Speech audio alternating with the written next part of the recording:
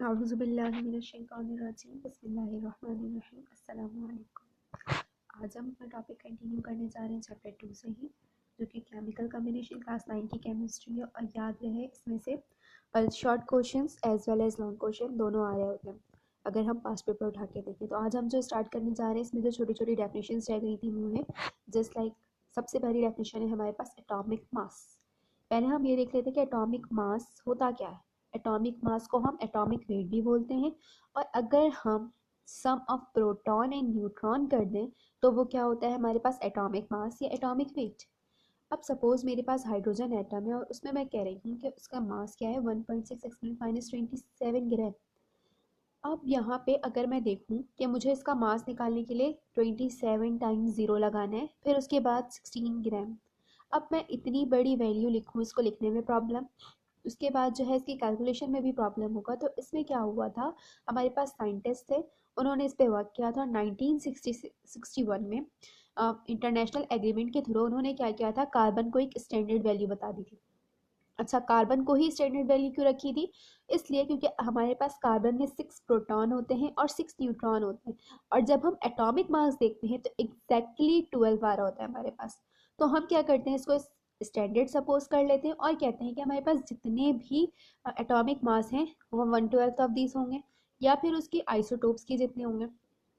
तो हम क्या करने लगे कि जितने भी एलिमेंट्स के मासेस थे, एटॉमिक मासेस थे, हमने उसको क्या कर दिया कि एवरेज मास से, मतलब कार्बन के मास से कंपेयर करके उसको निकालना शुरू कर दिया। अगर आप यहाँ डेफिनेशन देखें तो the atomic masses of an element is now taken as the average mass of natural mixture of isotopes which is compared with the mass of one atom of carbon 12 in AMU। AMU stands for atomic mass unit. ये जो है, हम किसी भी element का अगर मास लिख रहे हैं तो उसके आगे हम ये यूनिट लगाते हैं, एटॉमिक मास यूनिट। देखिए इसमें जो है हमें यही बताया गया कि हम क्या करते हैं कि कार्बन एटम से किसी भी मिक्सचर को कंपेयर करके फिर हम उसका मास बताते हैं। सपोज नीचे दिया हुआ atomic mass of oxygen is 16 AMU as well as sulphur is 32 AMU। तो एटॉमिक मास क्या था कि हम जो है कार्बन 12 से कंपेयर करके किसी भी दूसरे एलिमेंट का मास निकालते हैं। अब नेक्स्ट है हमारे पास empirical formula and molecular formula. Empirical formula वो फार्मूला जो हमें सिंपलेस्ट रेशियो दिखाए, मॉलिक्यूलर फार्मूला वो फार्मूला जो हमें एक्चुअल रेशियो बताए। अब ये सिंपलेस्ट रेशियो और एक्चुअल रेशियो एक्चुअली है क्या? अब हम इसकी डेफिनेशन पे आते हैं। तो हमारे पास सबसे पहले है एम्पेरिकल फार्मूला, इसका दूसरा नाम है सिंपलेस्ट फार्मूला। अब मेरे पास एक ग्लूकोज का मॉलिक्यूल है, मुझे पता है ग्लूकोज का फार्मूला आता है C6H12O6। अब मैं यहाँ पे देखूँ तो मेरे पास 6 कार्बन है, 12 हाइड्रोजन है और 6 ऑक्सीजन है। अब मैं कहती हूँ कि ये कौन सी ऐसी टेबल है जिसमें ये तीनों वैल्यूज आती हैं, 6 12 6। तो अगर मैं 6 की टेबल देखूँ तो 6 1 जा 6, 6 2 जा 12, 6 1 जा 6 हो जाएगा। अब मैं यहाँ पे ये कह सकती हूँ कि इसका एम्पेरिकल फार्मूला CH2O हो सकता है। ये एम्पेरिकल फार्मूला हो गया। इसी तरह अगर मैं बेंजीन की बात करूं तो बेंजीन का मॉलिक्यूलर फार्मूला क्या होता है, C6H6। लेकिन अगर मैं देखूं कि 6 अपनी ही टेबल में आता है, तो अगर मैं इसका एम्पेरिकल फार्मूला निकालूं तो एम्पेरिकल फार्मूला बेंजीन क्या हो जाएगा, CH। तो यहाँ से हमें ये बात समझ आई कि मॉलिक्यूलर फार्मूला जो है वो क्या था, एक्चुअल फार्मूला था, जबकि एम्पेरिकल फार्मूला क्या है, सिंपलेस्ट फार्मूला है। मीन्स हम क्या करते हैं, उसको उसके टेबल से मल्टीप्लाई करके सिंपलेस्ट फॉर्म में लिख देते हैं। तो हम इसको कहते हैं, ये इसका बन गया एम्पेरिकल फार्मूला। एक बात याद रखेगा, सारे एम्पेरिकल फार्मूले का मॉलिक्यूलर फार्मूला होता है, लेकिन सारे मॉलिक्यूलर फार्मूले का एम्पेरिकल फार्मूला नहीं होता है। अब हम मॉलिक्यूलर फार्मूला पढ़ते हैं। मॉलिक्यूलर फार्मूला क्या होता है, वो फार्मूला जो हमें एक्चुअल नंबर इंडिकेट्स करे।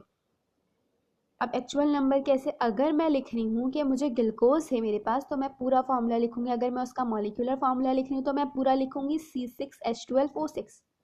ठीक है। अगर मैं लिख रही हूँ मेरे पास बेंजीन है तो मैं फिर पूरा फार्मूला लिखूंगी C6H6। ये हो गया मेरा मॉलिक्यूलर फार्मूला। अभी मैंने आपको एक बात कही कि हर मॉलिक्यूलर फार्मूले का एम्पेरिकल फार्मूला नहीं होता है। जैसे अगर मैं मॉलिक्यूल देखूँ कार्बन डाइऑक्साइड का, तो यहाँ पे एक कार्बन है, 2 ऑक्सीजन है, इसका एम्पेरिकल फार्मूला नहीं बन सकता। ये 1 की ही टेबल में आएंगे, लेकिन हम इस तरह निकाल ही नहीं सकते। इसी तरह हमारे पास कैल्शियम कार्बोनेट है, CaCO3, हम पीछे इसके एग्जाम्पल पढ़ कर आए डिकम्पोजिशन रिएक्शन और एडिशन रिएक्शन में, उसका भी जो है यहाँ पे एम्पेरिकल फार्मूला नहीं बनेगा। तो ज़रूरी नहीं है हर मॉलिक्यूलर फार्मूले का एम्पेरिकल फार्मूला हो। अच्छा, अब मैं कहूँ कि मॉलिक्यूलर फार्मूला और एम्पेरिकल फार्मूला जो हम निकाल रहे हैं वो किसका मल्टीपल होगा, हम वो कैसे निकाल सकते हैं? मीन्स कि वो कौन सी टेबल से मल्टीप्लाई होकर एम्पेरिकल फार्मूला आया है, कौन सी टेबल से मल्टीप्लाई होकर मॉलिक्यूलर फार्मूला आया और कौन सी टेबल से डिवाइड होकर एम्पेरिकल फार्मूला आया। तो उसको निकालने के लिए एक हमारे पास फार्मूला है, m is equal to molecular formula weight divided by empirical formula weight. अच्छा, अब मॉलिक्यूलर फार्मूला वेट क्या है? इस अभी मैं आपको वेट निकालना, मॉलिक्यूलर फार्मूला, मास या एटॉमिक मास या फिर मॉलिक्यूलर मास ये किस तरह निकालती है न्यूमेरिकल में आपको आगे सिखाऊंगी। अभी यहाँ पे देख लें सिर्फ कि हम क्या करेंगे कि मॉलिक्यूलर फार्मूला वेट को एम्पेरिकल फार्मूला वेट से डिवाइड कर देंगे तो हमारे पास n की वैल्यू आ जाएगी और ये n की वैल्यू हमें ये बताएगी कि ये फार्मूला कितनी दफ़ा मल्टीपल है। जैसे अगर मेरे पास एम्पेरिकल फार्मूला है तो एम्पेरिकल फार्मूले को हम किससे मल्टीप्लाई करेंगे कि मॉलिक्यूलर फार्मूला आ जाएगा। अब इसके बाद हमारे पास नेक्स्ट टॉपिक है फार्मूला मास। अब मेरे पास एक फार्मूला लिखा हुआ है, मुझे उसका मास निकालना है, ठीक है। सपोज नीचे एग्जांपल दी हुई है NaCl सोडियम क्लोराइड, जिसको हम टेबल सॉल्ट भी बोलते हैं, नॉर्मली घर पे यूज़ हो रहा होता है। अगर मैं इसमें कहूँ कि मेरे पास सोडियम, अच्छा कुछ एटॉमिक मासेस भी आपको याद करने होंगे, मैं उनकी भी लिस्ट आपको प्रोवाइड कर दूंगी। सोडियम एंड क्लोराइड है, तो सोडियम हमारे पास इसका एटॉमिक मास 23 होता है, क्लोरीन का एटॉमिक मास 35.5 होता है। अब मैं इन दोनों को ऐड करूँ तो मेरे पास क्या आ जा रहा है, 58.5 आ जा रहा है NaCl का मास। तो यहाँ पे क्या था, NaCl मेरे पास एक फॉर्मूला है, मैंने उसका मास निकाल दिया तो ये क्या बन गया, फॉर्मूला मास। अब हमारे पास मोलर मास।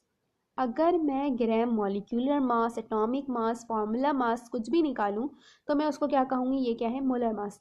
जैसे मेरे पास मॉलिक्यूलर मास ऑफ कार्बन कितना था, 12 AMU था, 12 एटॉमिक मास यूनिट। अगर मैं इसको ग्राम में एक्सप्रेस कर दूं, मतलब 12 ग्राम, तो ये क्या हो जाएगा, मोलर मास।